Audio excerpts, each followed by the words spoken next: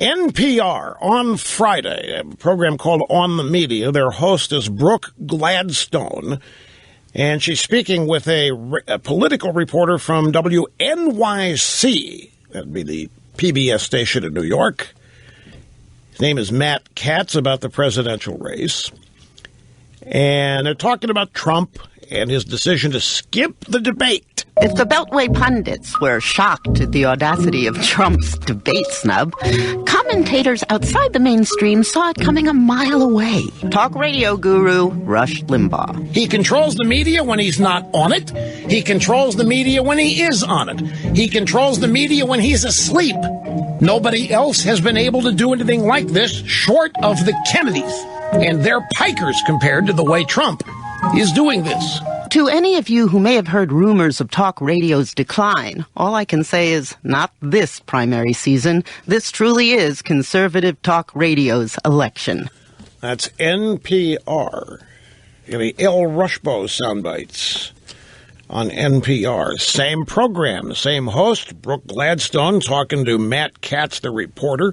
After that soundbite, she turns to Katz, says, "Hey, Matt, political reporter for WNYC, avid listener to conservative talk radio. Has talk radio taken a side, Trump or Cruz?" They are mostly playing it coy, led by Rush Limbaugh, who will sometimes have mild critiques of one or the other, and his criticism is read very carefully, like tea leaves, to see what he really means. It's very interesting to see that, unlike previous elections, talk radio has two guys that are sort of personify their ideal Republican candidate. Trump is starting to supplant Cruz, and not because of ideological reasons. He has more pizzazz than Cruz. Trump has this cross-cultural appeal. It's not all angry old white men who like him, and that's what I'm told is consistent with the listenership of talk radio. It's a little bit more diverse than you might expect. So here's two sound bites here where at NPR they say, wait a minute, talk radio not in decline, and it's not just angry white guys. What did they put in the soup over there in the cafeteria at NPR? And here they are trying to read the tea leaves, trying to figure out, what am I really saying? You don't have to read the tea leaves with me. I tell you what I think. You know, I don't speak in code. Anyway, there's more here. So after these two bites, talk radio not in decline. And hey, you know what? It's not all angry old white guys. It's a little bit more diverse than you might expect. So then the hostette comes back and says, Cruz's campaign chairman said that the reach of talk radio is greater than every other medium. I guess that's possible.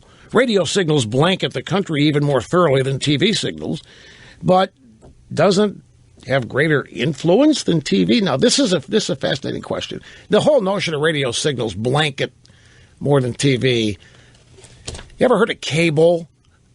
It's in determining which medium is dominant. That's not a factor. Is the coverage of the country by virtue of waves?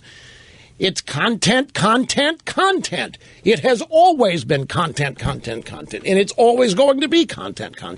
My contention is that you people, if you had to, would go out and get a couple of tin cans and a piece of string to list this program if that's the only way you could, no matter what tech advances there are, because it's content. So is it possible that radio is having greater influence than television, Matt? Is it possible? It's hard to get a sense of the numbers. The role of it in the larger communication apparatus of conservatives is really the way to evaluate its influence, I think. They represent the grassroots, whatever that might mean. Is that another way of saying the base, which is another way of saying the most extreme? Yeah. Yeah, I think that's totally fair. I mean, it's hard to understand until you listen how much these people can't stand their elected Republicans. They believe their elected officials have for too long neglected their voices. You know, there is a type, at NPR, and I don't want to be too sarcastic here because they're finally getting some things right, but it's hard to get a sense of the numbers, the role of it in the larger communication apparatus of conservatives is really the way to evaluate its influence, I think. represents the grassroots, whatever that might mean, grassroots. I mean, is that another way of saying the base? Which is another way of saying, like, these people don't know what the grassroots is. Like, it's foreign language to them. And they may not know. The grassroots is as far away from Washington as you can get. As far as these people are concerned, the center of the universe is Washington. Grassroots? What do they mean, the grassroots? But they're listening. They're trying to figure it out. Here's the final soundbite between this two. Absolutely. Rush is right when he says this. Talk radio, it's a euphemism. Talk radio means the base of the party. Talk radio means the grassroots. Talk radio means Tea Party, what have you. It is not just a medium. Talk radio represents a ideology. Polls indicate that Ted Cruz and Donald Trump will, in Iowa, finish in first or second place. And it is no surprise that they are the two most popular candidates on conservative talk. And if Donald Trump becomes the president, we will have a talk radio host as the president of the United States. So you realize what this guy is saying, whether he realizes it or not. What's he saying? What's this guy saying? When he says that we're going to have a talk radio host as president, he's saying he's not saying that. He's saying that Trump has adopted the characteristics of talk radio in order to succeed. That's what he's saying. You think he's saying that talk radio will have so much influence that it will elect the next president. That's what you think he's saying. He might be saying that. I don't know. But Donald Trump becomes the president, we'll have a talk radio host. I think they look at Trump and they say it's bombast and all that. That's talk radio. But then these guys went out and actually started researching, and they found it's more than the bombast. It's more than anger. It's more than the white guys. Oh, gee, you know what?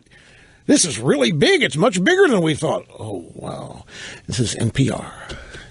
Remember, without your pledge, we will not dust. Back after this.